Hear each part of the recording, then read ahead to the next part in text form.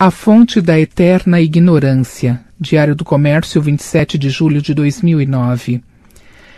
Há anos venho tentando chamar a atenção das nossas elites empresariais, políticas e militares para o fenômeno da degradação cultural brasileira, mas não creio que até agora tenha conseguido fazê-las enxergar a real dimensão do problema, até porque as elites mesmas são as primeiras vítimas dele e não há nada mais difícil do que fazer alguém tomar consciência da sua inconsciência progressiva. É como tentar parar uma queda em pleno ar. Desde logo a palavra cultura já evoca na mente desse público a ideia errada. Cultura no Brasil significa, antes de tudo, arte e espetáculos.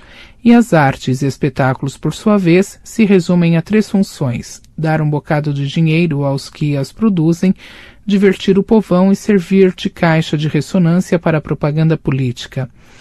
Que a cultura devesse também tornar as pessoas mais inteligentes, mais sérias, mais adultas, mais responsáveis por suas ações e palavras, é uma expectativa que já desapareceu da consciência nacional faz muito tempo.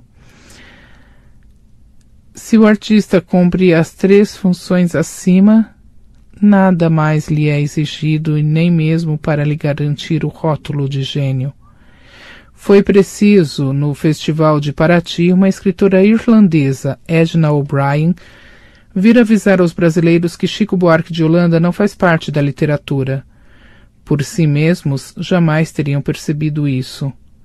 Nos cursos universitários de letras, produzem-se milhares de teses sobre Caetano Veloso e o próprio Chico, enquanto escritores de primeira ordem já consagrados pelo tempo, como Rosário Fusco, Osman Lins ou José Geraldo Vieira, são ignorados, já não digo só pelos estudantes, mas pelos professores. Até a Academia Brasileira, nominalmente incumbida de manter alto o padrão das letras nacionais, de há muito já não sabe distinguir dentre o que é um escritor e o que não é.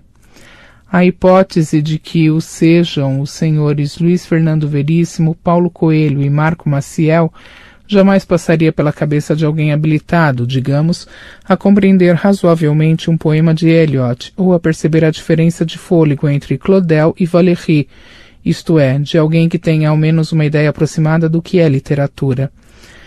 A alta cultura simplesmente desapareceu do Brasil. Desapareceu tão completamente que já ninguém dá pela sua falta. Como posso fazer ver a gravidade disso a pessoas que, não pertencendo elas próprias ao círculo das letras e das artes, recebem dele, prontos, os critérios de julgamento em matéria de cultura e, ao segui-los, acreditam estar em dia com os mais elevados padrões internacionais? Como posso mostrar ao político, ao empresário, ao oficial das Forças Armadas que cada um deles está sendo ludibriado por usurpadores subintelectuais e encaixilhado numa moldura mental incapacitante? Um exemplo talvez ajude. Não conheço um só membro das nossas elites que não tenha opiniões sobre a política norte-americana. A base dessas opiniões é o que leem nos jornais e veem na TV. Acontece que o instrumento básico do debate político nos Estados Unidos é o livro, não o artigo de jornal, o comentário televisivo ou a entrevista de rádio. Não há aqui uma só ideia ou proposta política que, antes de chegar aos meios de comunicação de massas, não tenha se formalizado em livro, demarcando as fronteiras do debate, que nessas condições é sempre pertinente e claro. Também não há um só desses livros que, em prazo breve, não seja respondido por outros livros, condensando e, ao mesmo tempo, aprofundando a discussão em vez de limitá-la às reações superficiais do primeiro momento. Ora, esses livros praticamente nunca são traduzidos ou lidos no Brasil. Se alguém os lê, deve mantê-los em segredo, pois nunca os vejo mencionados na nossa mídia, seja pelos comentaristas usuais ou pelos acadêmicos iluminados que os chefes de redação tomam como seus gurus. Resultado, a elite que confia nos canais jornalísticos como sua fonte básica de informação acaba sendo sistematicamente enganada. Não só forma opiniões erradas sobre o quadro internacional, mas com base nelas diagnostica erradamente a situação local e toma decisões estratégicas desastrosas que só a enfraquecem e a tornam dia a dia mais sujeita aos caprichos da quadrilha governante.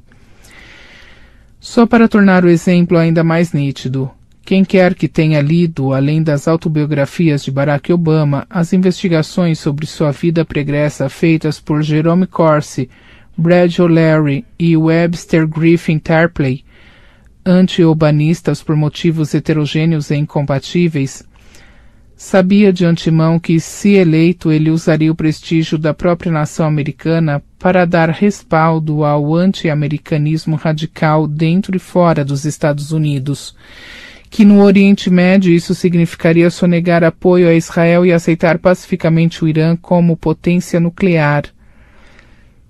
Na América Latina, elevar Hugo Chávez, as Farc e o Foro de São Paulo ao estatuto de árbitros supremos da política continental.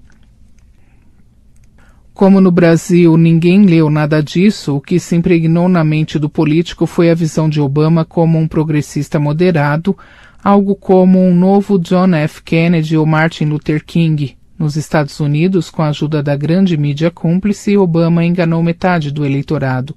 No Brasil, enganou a opinião pública inteira.